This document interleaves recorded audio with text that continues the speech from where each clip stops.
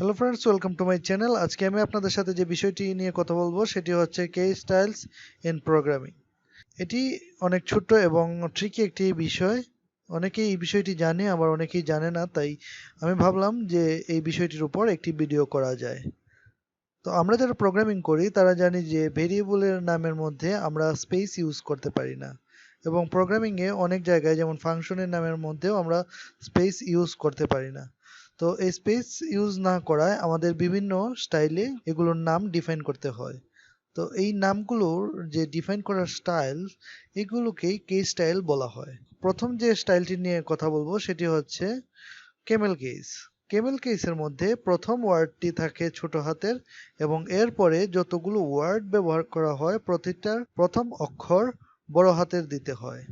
তারপর আসে Pascal case. এই ক্ষেত্রে যতগুলো ওয়ার্ড আমরা ব্যবহার করব একটি ভেরিয়েবল বা ফাংশনের নামে, সেগুলোর প্রতিটি ওয়ার্ড বড় হাতের দিতে হবে। তারপর আসে স্নেক কেস।